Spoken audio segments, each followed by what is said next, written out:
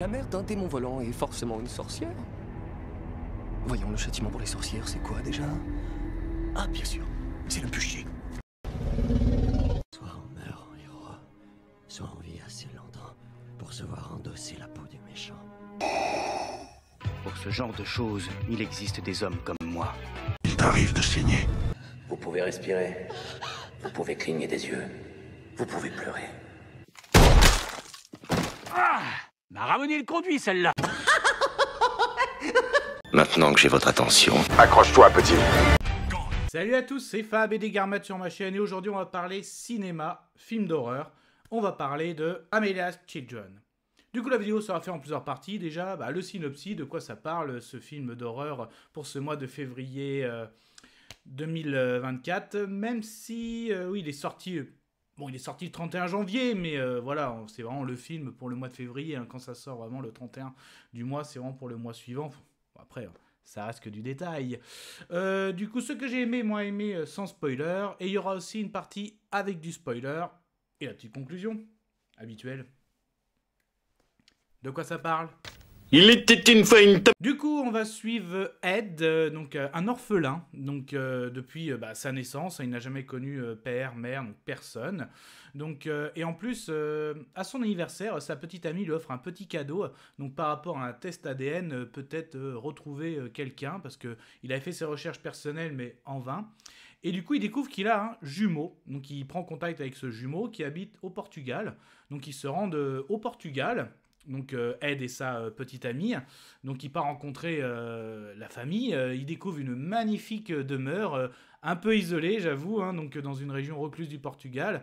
Donc une fois que les retrouvailles se font entre la mère et le frère, le jeune couple aussi se rend compte que sous ses apparences, la famille en fait cache un monstrueux secret et la visite en gros va virer au cauchemar. Oui, c'est un film d'horreur interdit au moins de 12 ans en salle. Bah voilà, bon, du coup, qu'est-ce que j'ai aimé, qu'est-ce que j'ai moins aimé ? C'était chouette. Ah, ça craint. Ah, immonde. je t'aime plus que 3 fois 1000. Alors, il peut y avoir du cliché de film d'horreur. Hein. Je ne sais pas si vous vous rappelez du sketch de Bigard. J'aimerais qu'on arrête de nous prendre pour des CON. Notamment quand ils arrivent, donc il sait que Ed sait qu'il a un frère jumeau même, et que sa maman est vivante. Déjà, quand ils arrivent, en gros, bon, c'est un mini spoil, mais ah bah tiens, je peux voir mon frère, donc c'est assez émouvant, je peux voir maman, pas aujourd'hui, elle est souffrante, tu la verras demain. Ça fait vraiment très très louche, film d'horreur très très louche. Donc après, voilà, il y a des petites choses comme ça, bon, t'as rien entendu, il nous voilà, c'est un peu gênant, mais ça passe. Donc il dure 1h30. Bon, par contre, la prestation des acteurs, hein, donc c'est un film avec beaucoup d'acteurs portugais. Ils jouent très très bien, hein, notamment la petite amie de Ed, je trouve que c'est elle qui s'en sort le mieux. Après, voilà, les frères, la mère, c'est un film d'horreur. Elle est flippante, terrifiante. Donc même au début, quand il revoit sa mère pour la première fois, il le dit à sa petite amie, bon j'ai revu, au début ça m'a fait peur. Hein ? T'as eu peur ? Bah elle a abusé un peu sur la chirurgie esthétique. Oh, mais ça la rend, oui, effrayante, c'est le cas de le dire. Même quand elle arrive derrière, un moment, je vois la petite amie qui faisait un dessin, elle dessinait des petits oiseaux, même quand elle arrive derrière, même quand elle est au fond d'un couloir, elle fait flipper la mère. Donc... le secret, il est très très bon. Tout le long du film, je me suis posé une question. Bon, ce film d'horreur va traiter de quel type ? Vous savez, il y a plein de genres dans le film d'horreur. On peut avoir du monstre, des monstres très connus comme vampires, loups-garous. On peut avoir aussi du paranormal avec des esprits, tout ça. Tout est possible, de la torture.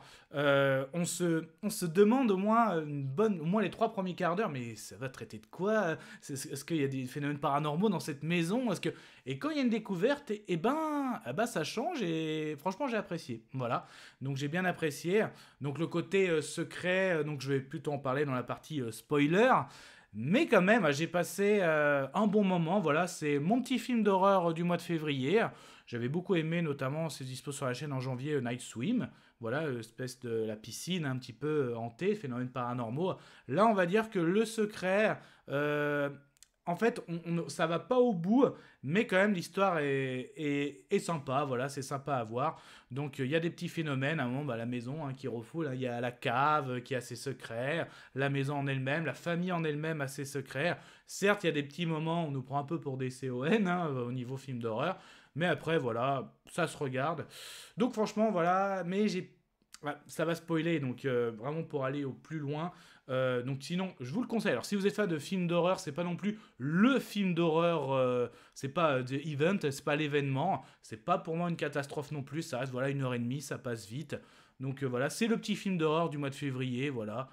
Bah, je vous le conseille, si vous êtes fan de films d'horreur, allez-y, et sinon on va rester pour la partie spoiler.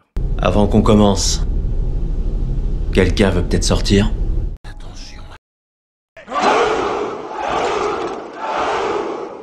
Kaiju de catégorie 3. Faut que je vois ça. Là, ça rigole plus.